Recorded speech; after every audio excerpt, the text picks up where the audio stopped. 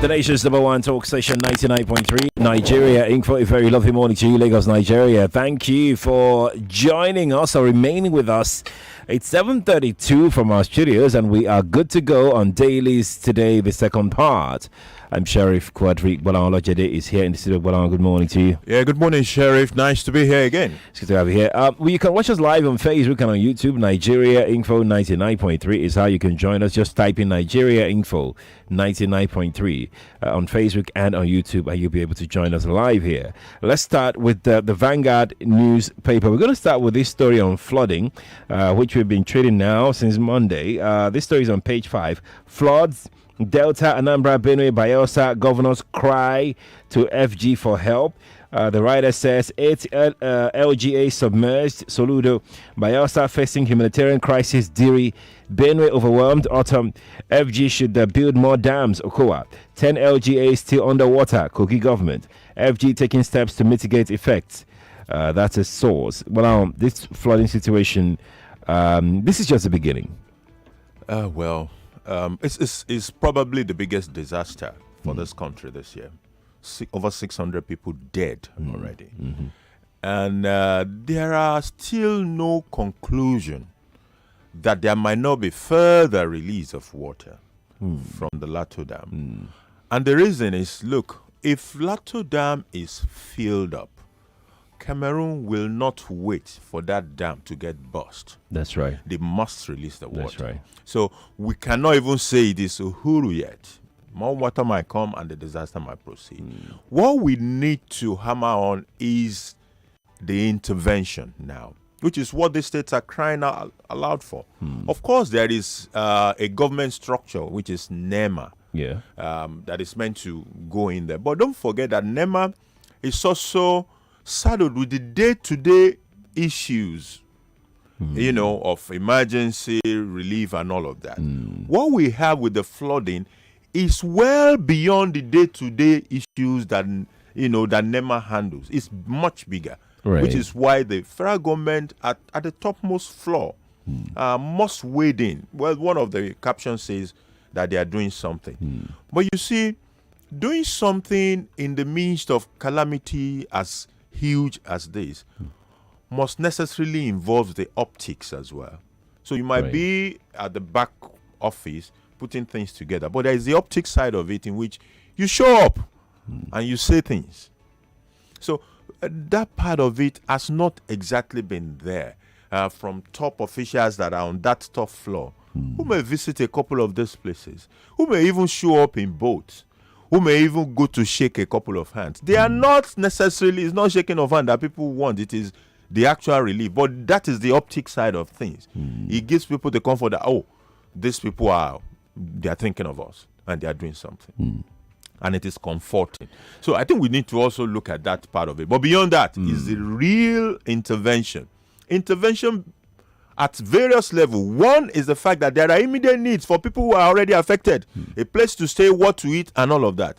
Intervention from the perspective of this flooding might have affected a lot of farmland.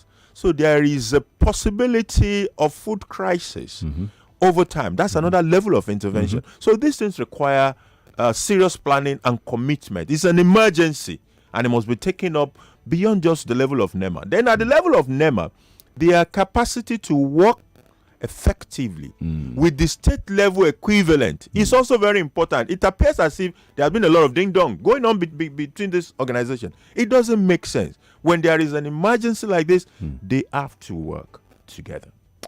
I want us to look at the governors themselves now. Let's leave the federal government. Has the governors demonstrated the capacity to handle emergency situations, especially from this? Because let's face it. So this flood is every year. This is not sudden, and as against some people would want people to believe, flooding in that part of the country is not flood. It's not sudden. New. It's not new. So it's not that it's just happening. Bam.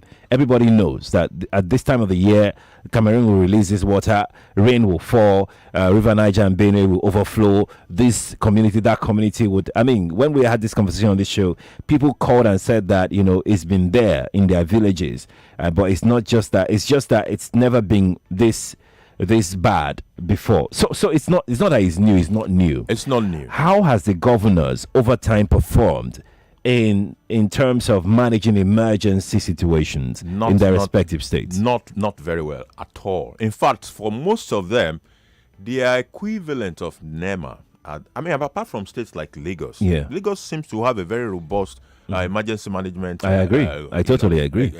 Apart from Lagos, most of these other states do not have that level of competence for their own equivalent of NEMA.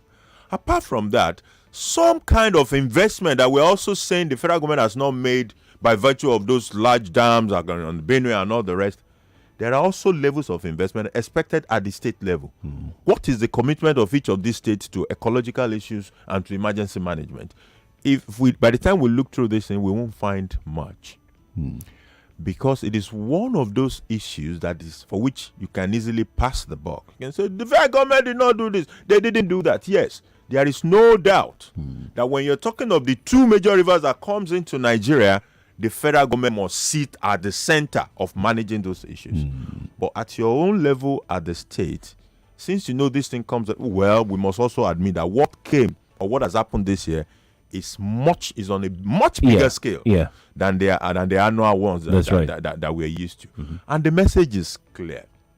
The message is that grace we have been abusing is no longer on the table for us to abuse. So at the state level, new or local government or federal government, whatever every layer of government needs to do must be done. And it must be coordinated. And the person to have that coordination is the center, is the federal government. Coordinated. Ashay on YouTube live stream, I wanted to listen to this. He said, it is not the governor that should demonstrate capacity, it's the state emergency agency. Let us hold institutions accountable. It is not the governor. It is not the governor. Institutions, strong institutions don't emerge from the skies. It is strong people that build strong institutions. Then when strong institutions have now emerged, then they dwarf the impact of strong individual. They take up a life of their own. If you do not have the leadership, we just spoke about the Lagos State equivalent. It is people that built it that today you can say Lagos State emergency whatever works. It didn't just drop from the skies and became what it became. So the role of the governors in building those institutions and making them to be able to acquire a life of their own and run by themselves effectively is a leadership thing. Leadership. So if you don't build them, they won't emerge. They won't just drop from the sky and become very effective. Indeed. Let's take one more story from the Vanguard and move away. Burning of crude oil vessel, Tompolo, faults Falana, defends CDS, Navy.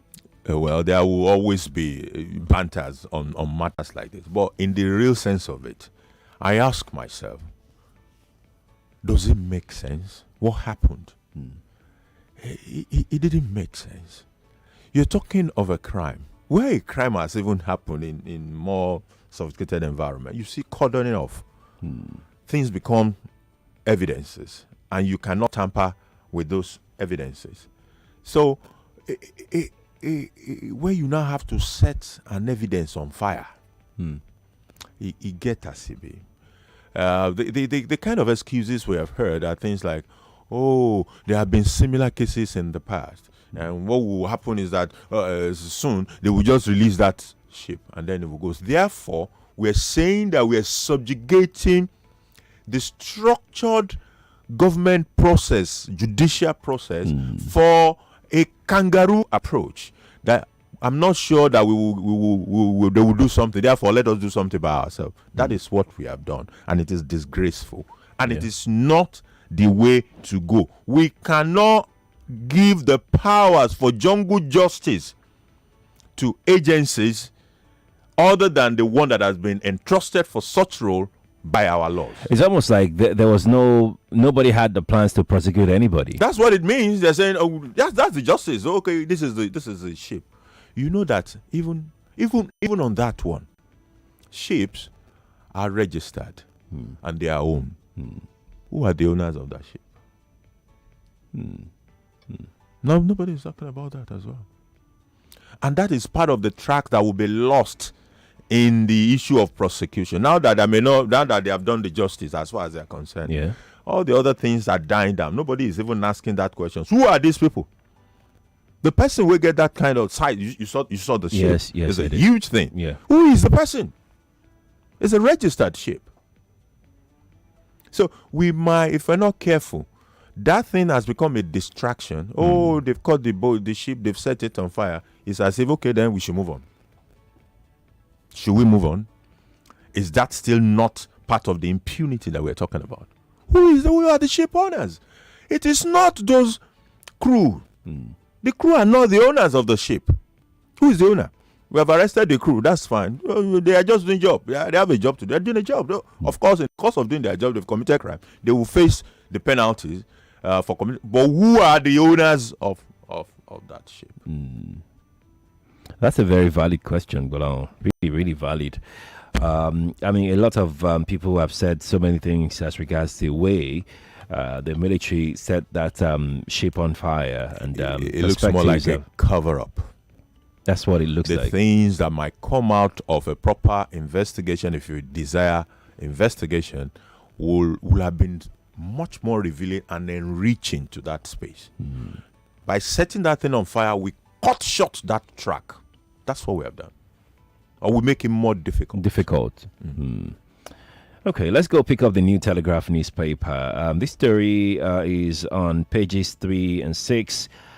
We are worried by attacks, denial of access to public facilities, INEC. It's very worrisome. It has been in our polity for a while.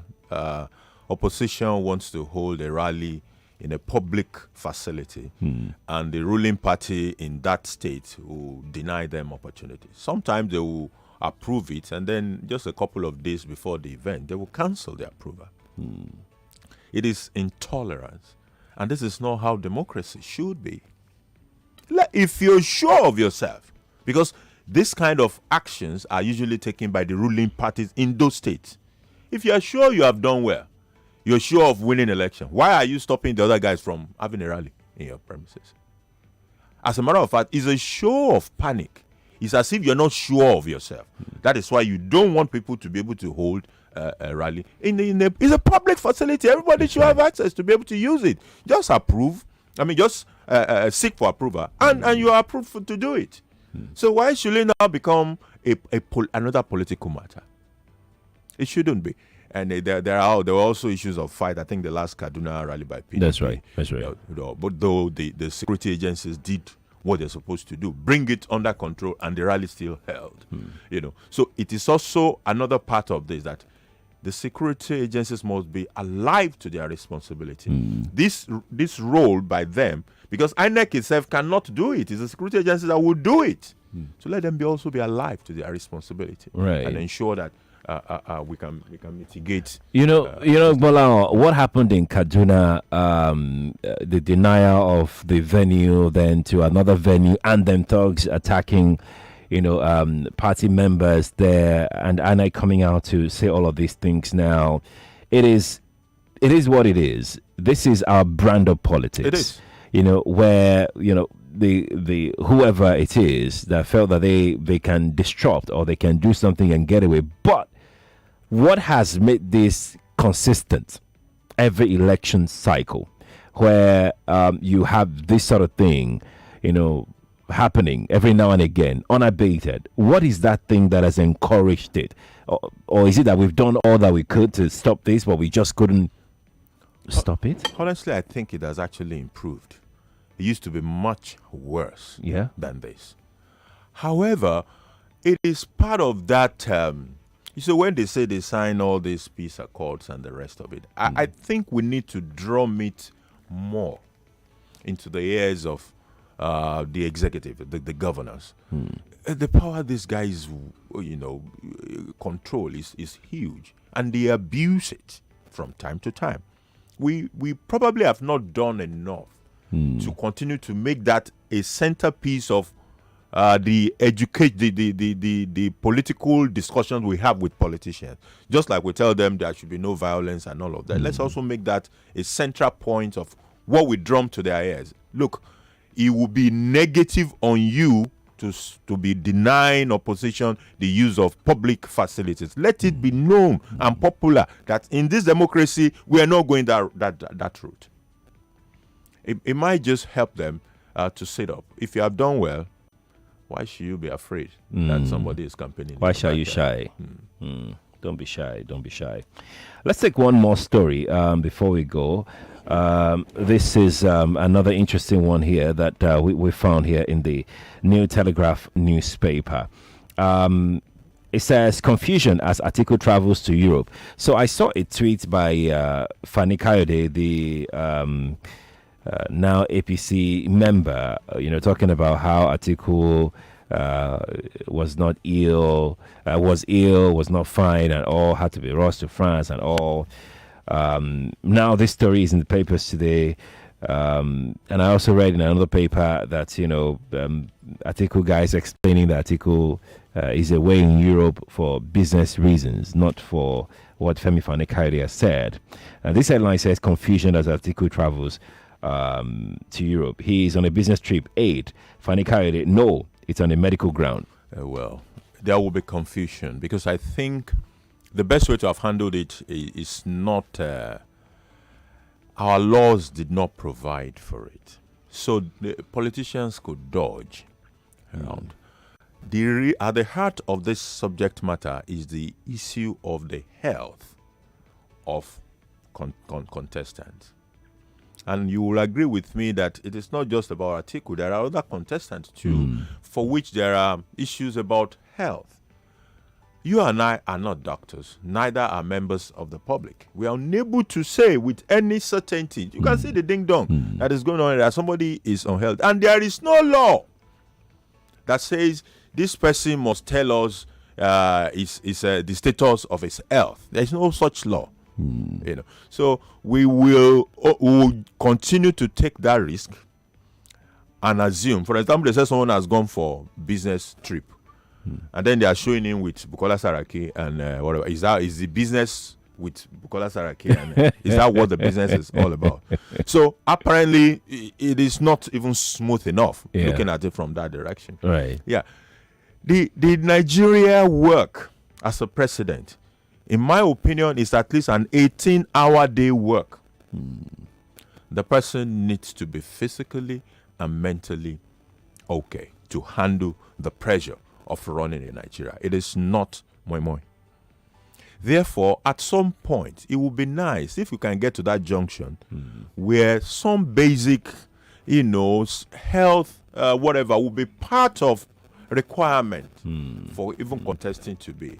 That would be my take on this, but we're not quite there, and it's just out in the wind. Indeed.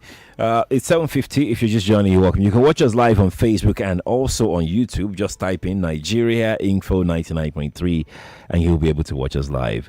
I'm with the Nation here. This story reads, Wike endorses Sanwo-Olu for second term. That's a very interesting story. I was going to talk about this editorial in the Vanguard, but let's deal with this. Yeah, with this.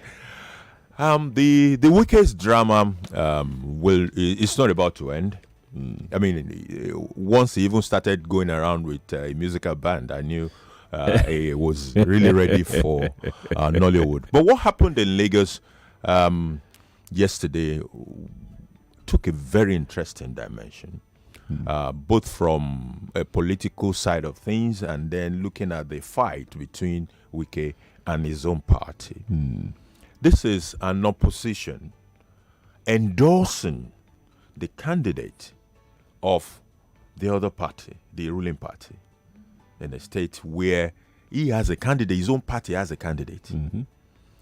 I can't remember if we ever had anything like that overtly. There might have been covert support that has happened, but to come out in the open and say what he said yesterday is quite interesting. And for some voters, it is that good they will hear. They will not hear they come.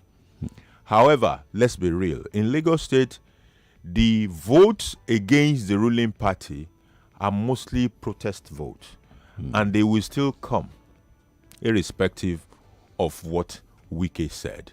So what Wike said will definitely swing, maybe a few guys who are sitting on the fence. But for the hardcore protest voters, it won't change. It won't have any effect. It won't have any effect. It won't have it. They will still give that their protest vote to. They don't even care who the candidates on the other side is. They just want to do that. And there are many fundamental questions we're not asking. Yeah. The candidate of the opposition, for example, has probably been at the other side at the ruling party maybe for 20 years or something. So a few months ago he came to the other side. So what exactly has changed? The other parties are even having issues in his own party in Lagos. Yeah. You saw the video with Chief Bode George, That's right? Right? So it's not an easy road for him. Not an easy road for him. Wike just complicated it. Should Wike be sanctioned though by the PDP? I mean, one would have thought that was a blatant anti-party activity. It is anti-party. There is nothing as anti-party as coming to a public podium and endorsing openly the candidate of the opposition. Where in an election where your party has a candidate, what is anti-party again then? He has been on the part of anti-party, but it's left for his party to know how to deal with it.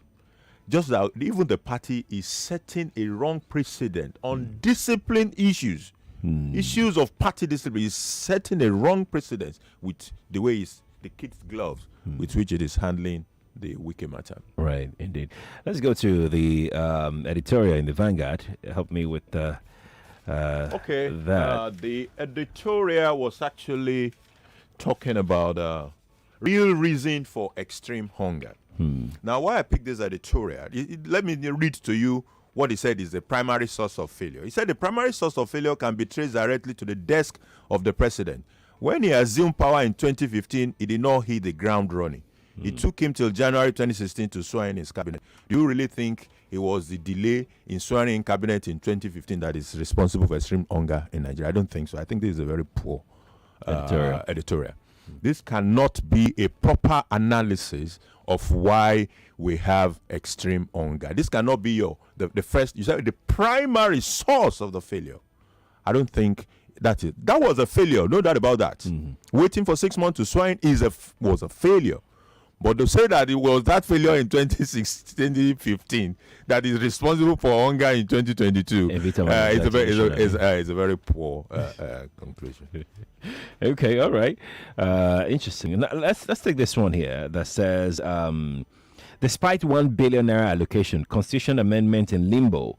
Let me take the riders now. 25 states withhold votes over state police. Others, your threat won't intimidate us, Deputy Senate President. Governors frustrating review. That's the Governors Forum mom. Why we wrote to National Assembly.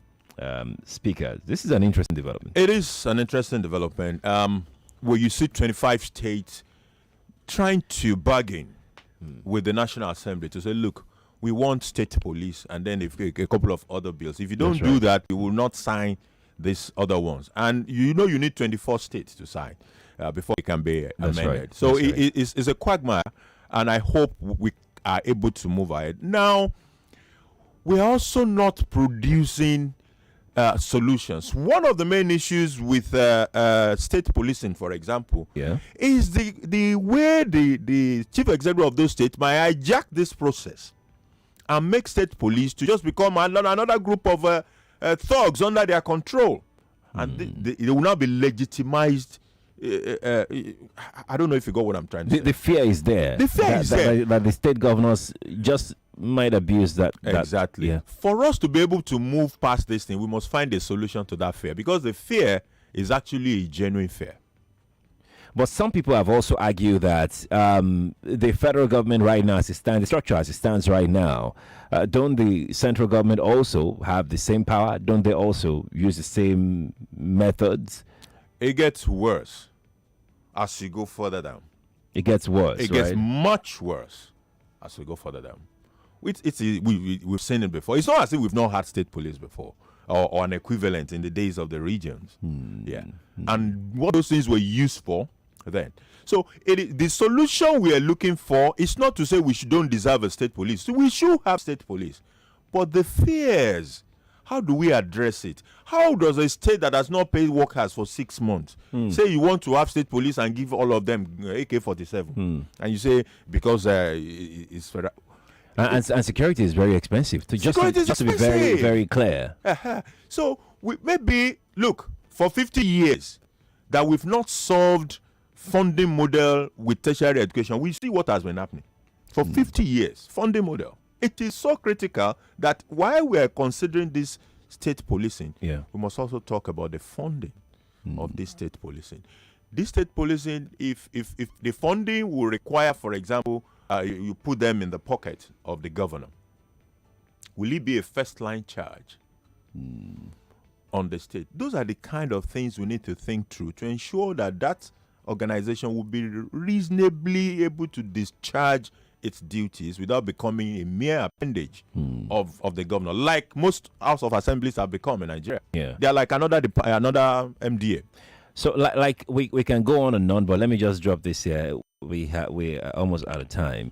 So, do you think that the governors are directly behind this or indirectly behind this? Yeah. Because we know the connection between the governors and their state assemblies. Yes. The state assemblies in Nigeria are largely another ministry, and they are under the control of their governors, in firm grips by their governors. Well, these governors too, they are the ones, most likely, they have a good, solid relationship with their with National Assembly representatives, for instance. Not all the time. In fact, sometimes, yes, they do. Yeah. But you also have situations of clashes among them. And then the interest at the center is not always in agreement. It's quite different. It's quite different.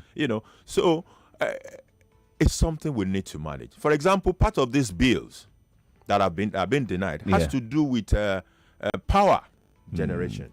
So we're stopping the decentralization of the national grid by saying you did not sign state police. Does it make sense? Well, Olojede, thank you so much. Thank you for coming on this morning. I appreciate it. It's been wonderful doing this with you this week. Do have yourself a great day. Well, you too. Lagos, that's our show this morning. We'll take this break, and when we return, we'll continue with the weekend conversation. I see they see us. Listen to this to understand. And I want to assume that you would run because I want to give the listeners context for the conversation. In 2019, you were running mate to Atiku Abubakar. What did you learn then that you will not repeat this time? Yes, when is the president coming out to address us? There's a few things. One, I have a burden and a passion for young people. The fact that you have elected a man does not mean then you begin to order him around. The president will do whatever is good for the country. What should the next president do to root out stakeholders who are complicit? You fire those that need to be fired get fired. It's looking like a brand new Chelsea, attacking with so much fluidity. And what can you say about that, Martin? I know you follow Chelsea quite closely. I live close to the Chelsea training ground. That's what you mean by that. I'm not.